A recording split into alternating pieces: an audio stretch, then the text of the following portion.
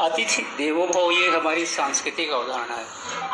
इसके रूप में यहाँ उपस्थित महामाया राजकीय महाविद्यालय के आप सभी शिक्षकगण, श्रोत्र पंक्ति में उपस्थित इस सेवा योजना शिविर में प्रतिभाग कर रहे आप सभी छात्र छात्रागण,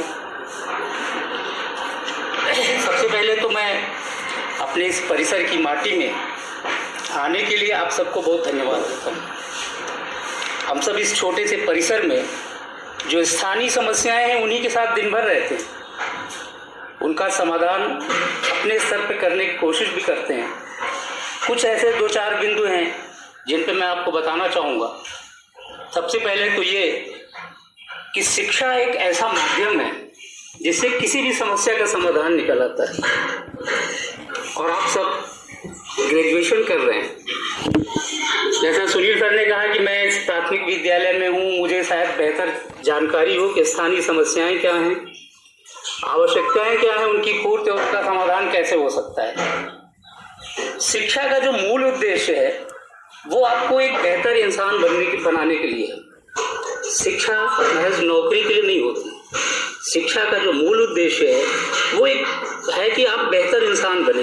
एक बेहतर इंसान अपने लिए उन तमाम सारी संभावनाओं की तलाश कर लेता है जिससे वो अपने लिए रोजगार भी ढूंढ लेता है और समाज में जागरूकता फैलाने का काम करता है।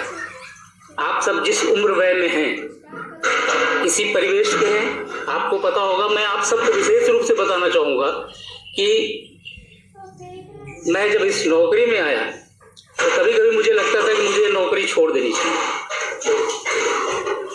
क्यों छोड़ देनी चाहिए?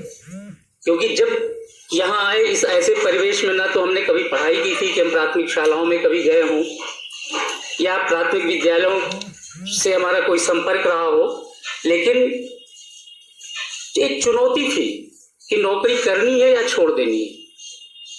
जिस तरह की समस्याओं को लेकर के बच्चे आते थे, जिस तरह की वेशभूषा में आते थे, दिन भर की उनकी जो समस्याएं होती थी कि किसी ने किसी को गाली दिया, अभी वो समस्या सुलझाया नहीं हमने कि दूसरे ने दूसरे को कुछ कहा, बहुत सारी बातें होती थी।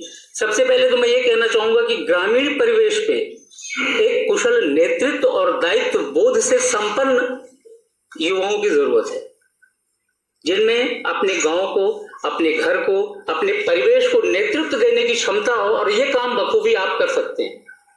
आप जिस उम्र में हैं, अभी भी आज भी तमाम सारे ऐसे छोटे बच्चे हैं जिनकी माएँ उनको यहाँ छोड़ जाती हैं। पूछने पे क्यों, तो कहती हैं कि ये घर में रो रहा है। अब अगर बच्चा किसी का उसके घर में रो रहा है, वो खुद नहीं जिम्मेदार बन रहा है और स्कूल के अध्यापकों को ऊपर छोड़ देता है ना। तो ये जो चुनौती, एक कुशल नेतृत्व कहाँ से शुरुआत हो सकती है? आपके अपने घर से। आपका अपना घर जहाँ आपके छोटे भाई बहन हैं। पढ़ना क्यों आवश्यक है? सबसे पहली आवश्यकता कि पढ़ना क्यों आवश्यक है। मैंने बताया कि शिक्षा से आप एक बेहतर इंसान बनते हैं। नौकरी तो जीविका चलाने का एक सरलतम तरीका है। नौकरी करके हम अपनी जीविका को सरलतम तरीके से चला लेते हैं और जीवन जीने के बहुत सारे